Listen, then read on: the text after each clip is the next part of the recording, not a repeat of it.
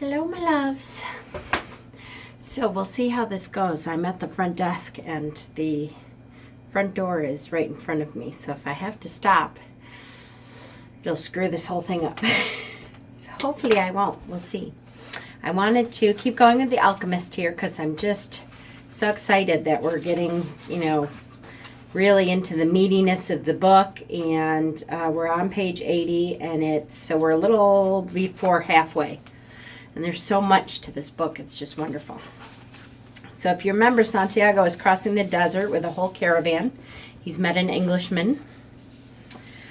And they were talking about books. You ought to read more about the world, the Englishman tells him. The travelers adopted the practice of arranging the animals in a circle at night, sleeping together in the center as protection against the nocturnal cold. And the leader posted armed sentinels at the fringes of the group.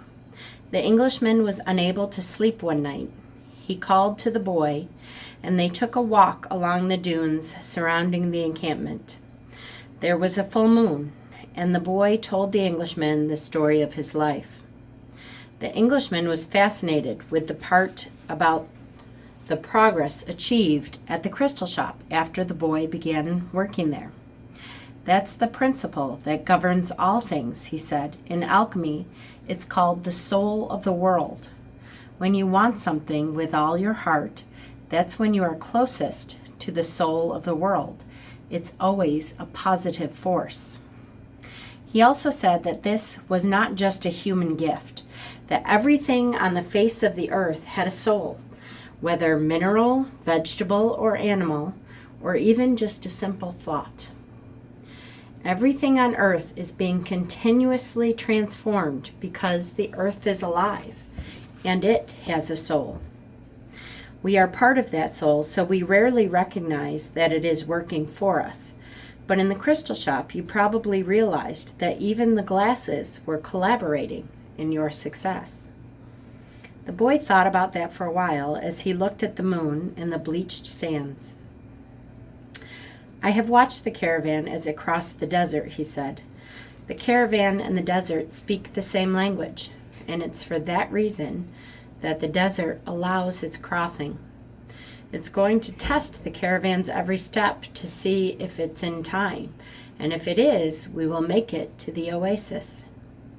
If either of us had joined this caravan based only on personal courage, but without understanding that language, this journey would have been much more difficult.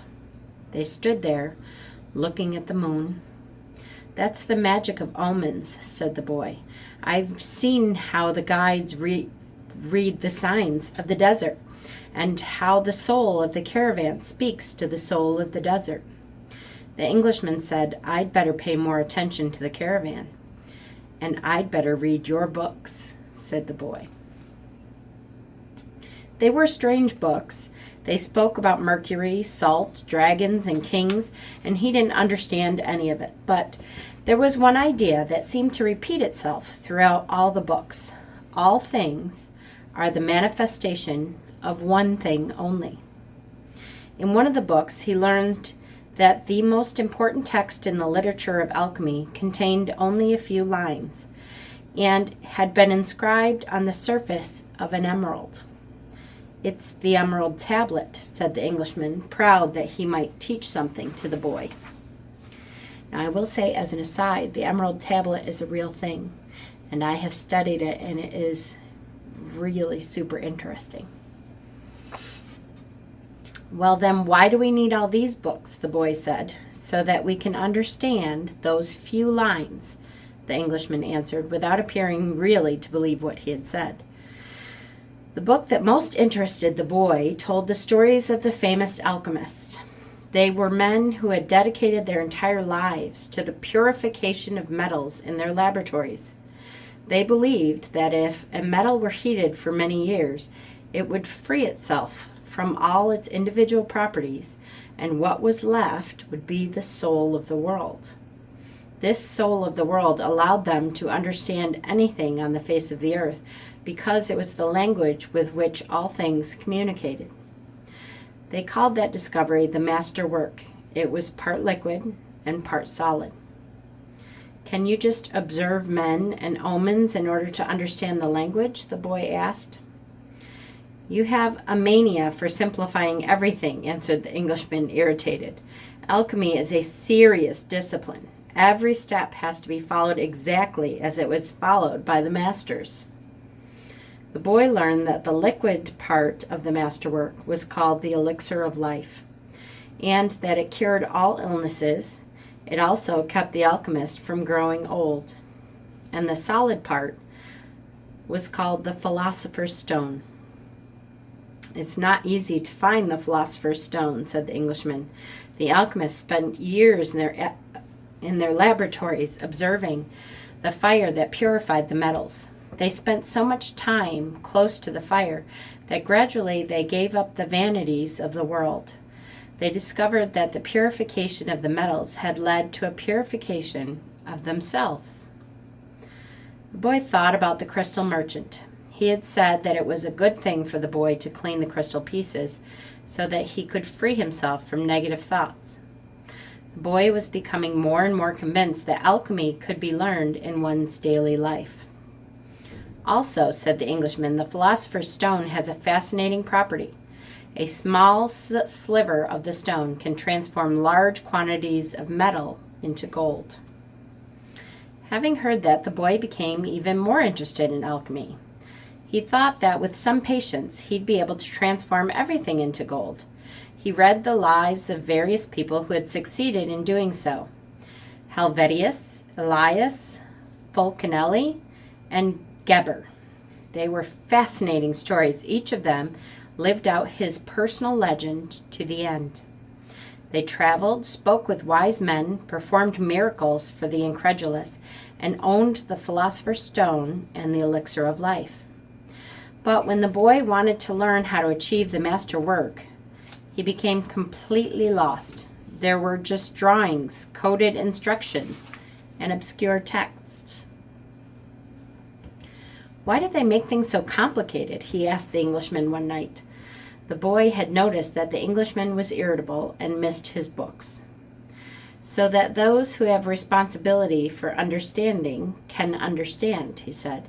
Imagine if everyone went around transforming lead into gold. Gold would lose its value. It's only those who are persistent and willing to study things deeply who achieve the masterwork. That's why I'm here in the middle of the desert. I'm seeking a true alchemist who will help me decipher the codes. When were these books written? The boy asked. Many centuries ago. They didn't have a printing press in those days, the boy argued. There was no way for everybody to know about alchemy.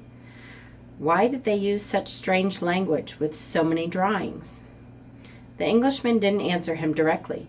He said that for the past few days he had been paying attention to how the caravan operated, but that he hadn't learned anything new. The only thing he had noticed was that talk of war was becoming more and more frequent. Then one day the boy returned the books to the Englishman. Did you learn anything? The Englishman asked, eager to hear what it might be. He needed someone to talk to so as to avoid thinking about the possibility of war. I learned that the world has a soul, and that whoever understands that soul can also understand the language of things. I learned that many alchemists realized their personal legends and wound up discovering the soul of the world, the philosopher's stone, and the elixir of life. But above all, I learned that these things are all so simple that they could be written on the surface of an emerald. The Englishman was disappointed. The years of research, the magic symbols, the strange words, and the laboratory equipment, none of this had made an impression on the boy. His soul must be too primitive to understand those things, he thought. He took back his books and packed them away again in their bags. Go back to watching the caravan, he said. That didn't teach me anything either. The boy went back to contemplating the silence of the desert and the sand raised by the animals. Everyone has his or her own way of learning things, he said to himself. His way isn't the same as mine, nor mine as his, but we're both in search of our personal legends, and I respect him for that.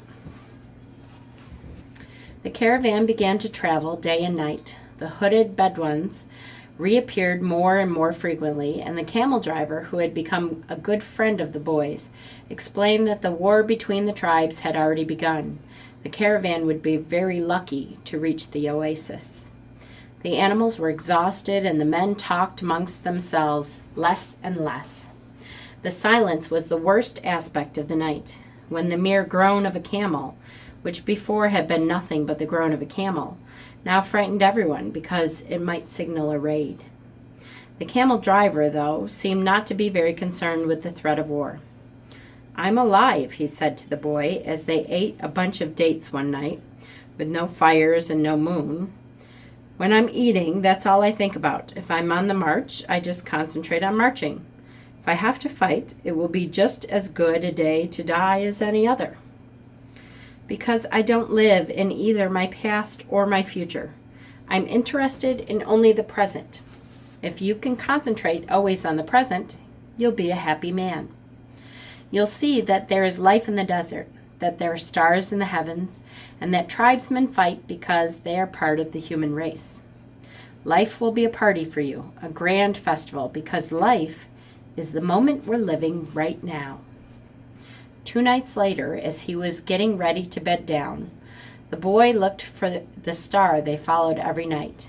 He thought that the horizon was a bit lower than it had been, because he seemed to see stars on the desert itself. "It's the oasis," said the camel driver. "Well, why don't we go there right now?" the boy asked. "Because we have to sleep." The boy awoke as the sun rose. There in front of him, where the small stars had been the night before, was an endless row of date palms stretching across the entire desert. "We've done it," said the Englishman, who had awakened early. But the boy was quiet. He was at home with the silence of the desert, and he was content just to look at the trees. He still had a long way to go to reach the pyramids, and someday this morning would be just a memory. But this was the present moment the party camel driver had mentioned, and he wanted to live it as he did the lessons of his past and his dreams of the future. Although the vision of the date palms would someday just be a memory, right now it signified shade, water, and a refuge from the war. Yesterday, the camel's groan signaled danger, and now a row of date palms could herald a miracle. The world speaks many languages, the boy thought. The times rush past, and so do the caravans, thought the alchemist as he watched the hundreds of people and animals arriving at the oasis. People were shouting at the new arrivals, dust obscured the desert sun, and the children of the oasis were bursting with excitement at the arrival of the strangers. The alchemist saw the tribal chiefs greet the leader of the caravan and converse with him at length, but none of that mattered to the alchemist. He had already seen many people come and go, and the desert remained as it was. He had seen kings and beggars walking the desert sands. The dunes were changed constantly by the wind, yet these were the same sands he had known since he was a child. He always enjoyed seeing the happiness that the travelers experienced when, after weeks of yellow sand and blue sky, they first saw the green of the date palms.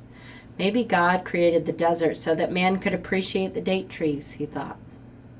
He decided to concentrate on more practical matters.